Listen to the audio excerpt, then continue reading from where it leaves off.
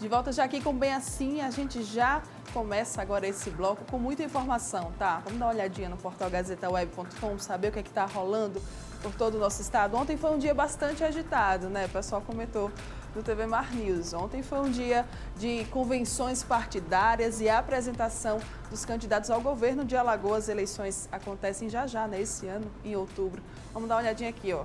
Após vistoria, droga é encontrada em carro apreendido durante a Operação Lei Seca.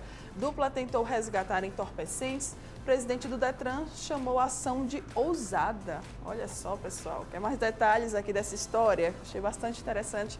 Acesse aí o portal gazetaweb.com. Tem mais notícias, tá? Polícia Civil prende servidora do Judiciário que vazou informações de operação. Essa servidora, que é de Arapiraca, né, da Justiça lá em Arapiraca, e vazou informações sobre uma operação da Polícia Civil, evitando assim com que algumas pessoas fossem presas. Obstrução da Justiça, Polícia Civil já atuou.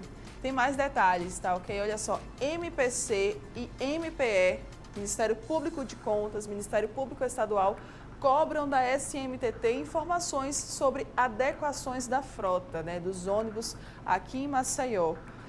Tem mais detalhes. Embriagada, mais detalhes não, mais notícias. Embriagada, mulher esfaqueia companheiro durante discussão. Isso aconteceu na cidade universitária aqui em Maceió. Violência, tá?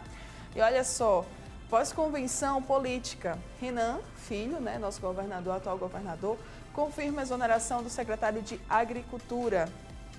Para a gente fechar, tem mais violência, infelizmente, tá? Jovem mata idoso de 72 anos por engano no bairro do Jacintinho, aqui em Maceió.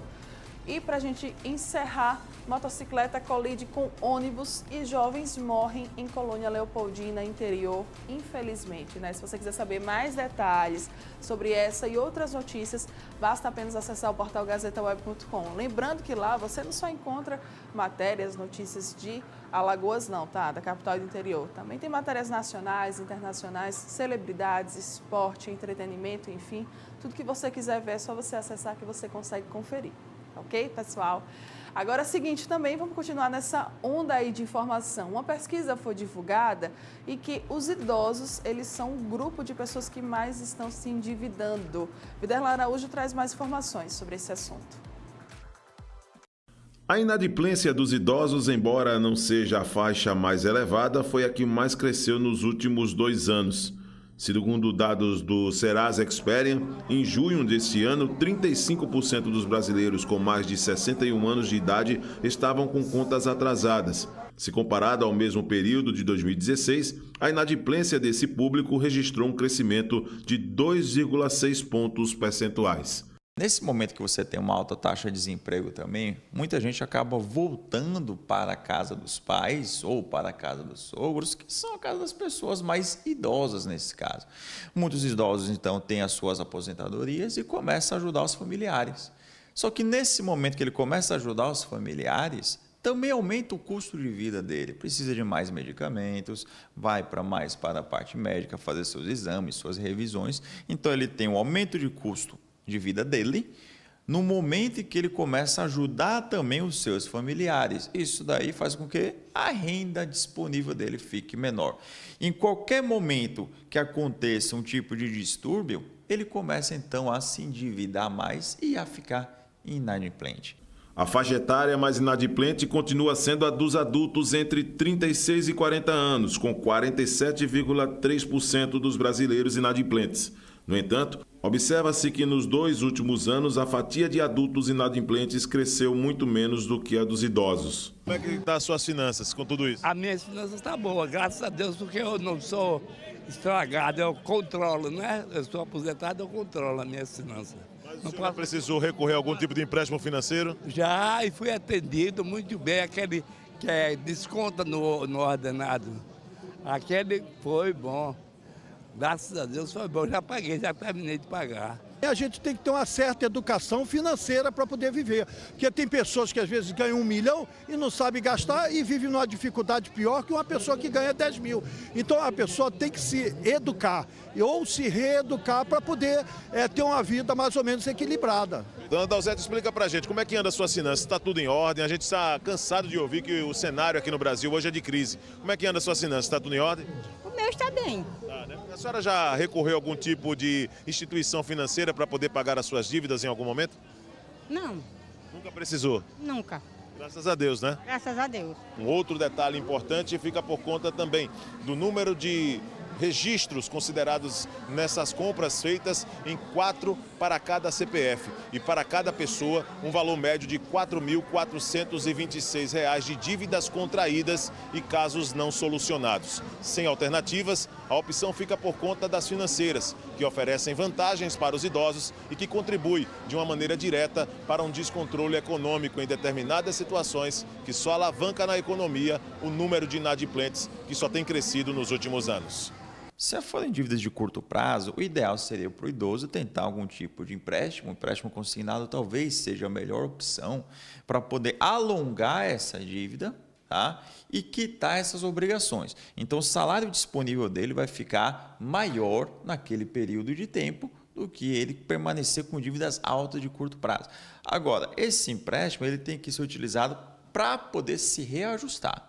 Não é para você pegar o dinheiro, eita, vou comprar uma outra coisa, uma geladeira, um fogão, vou reformar a casa. Não, não. É para você se readequar financeiramente. Isso aí, olha só. Várias dicas muito boas para você aí de casa se organizar, principalmente você que é idoso, né? Fique bastante atento, tá? Procure não fazer parte, enfim, desse grupo e não mais alimentar esses dados dessa pesquisa. E aí, para a gente fechar o programa, vamos com duas culinárias? Bem rapidinho, gente. Olha só, a gente começa com um pastel de fricassê. Sei que vocês gostam desse momento aqui do programa, então a gente sempre tenta correr aqui para deixar um espacinho para passar culinárias para você. Vamos lá, vamos aprender como é que faz esse pastel de fricassê. Joga aí na tela.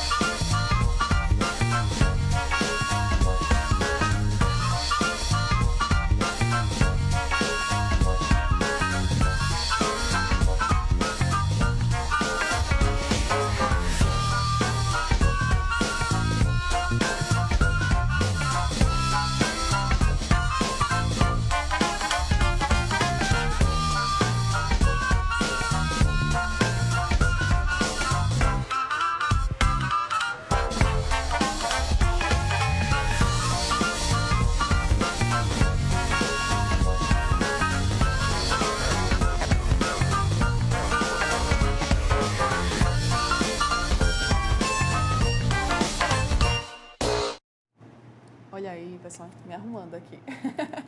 E olha só, para a gente fechar ainda mais, né, tem a receita doce, sempre tem que ter. E na receita doce de hoje a gente separou uma torta de bombons aí para você de casa. Vamos ver? Coloca aí na tela.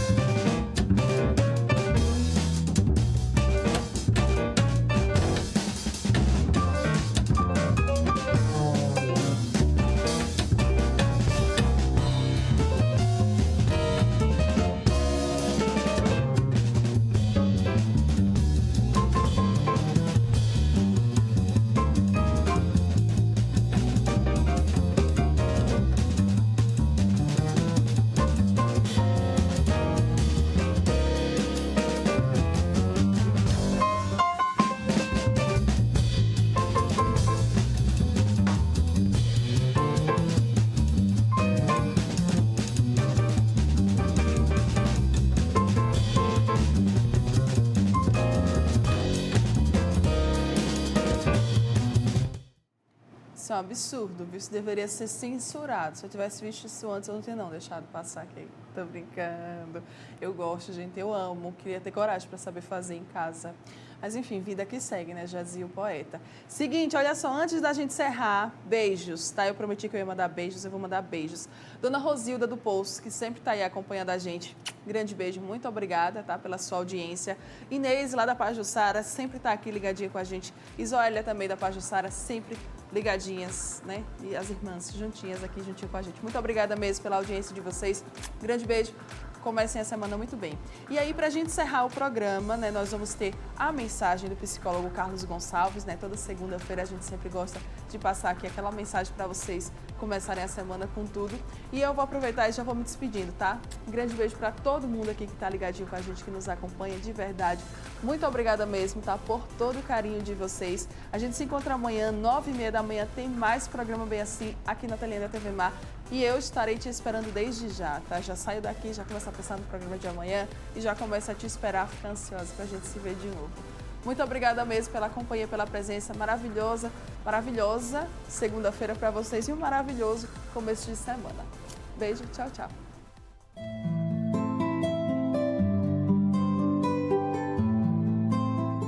Uma violência física, mas muitas vezes psicológica. Na prática, traduz-se em atos de covardia, agressão, maltrato, ironias, que acontecem de forma repetitiva. Estas agressões possuem um caráter intencional e muitas vezes a pessoa que sofre o bullying pode ser abordada por uma ou por várias pessoas. Aquele que sofre com bullying muitas vezes vive este processo sozinho. Podemos observar que, além do isolamento ou da queda do aproveitamento escolar de uma criança, por exemplo, ou um jovem, eles podem iniciar um processo de adoecimento psicossomático, de estado emocional, com sintomas depressivos, estresse elevado e tudo isso somado pode afetar a sua personalidade. Esse fenômeno leva a pessoa vítima da agressão a mobilizar seu medo, a angústia e muita raiva reprimida. E até mesmo sentimento de culpa, como se ele fosse responsável pelos ataques que sofre.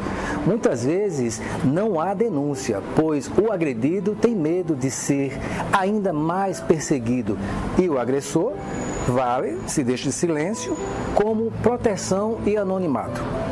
É importante que o núcleo familiar, educadores, abordem estes princípios como respeito às diferenças, tolerância, convivência fraternal e de acolhimento de pessoas.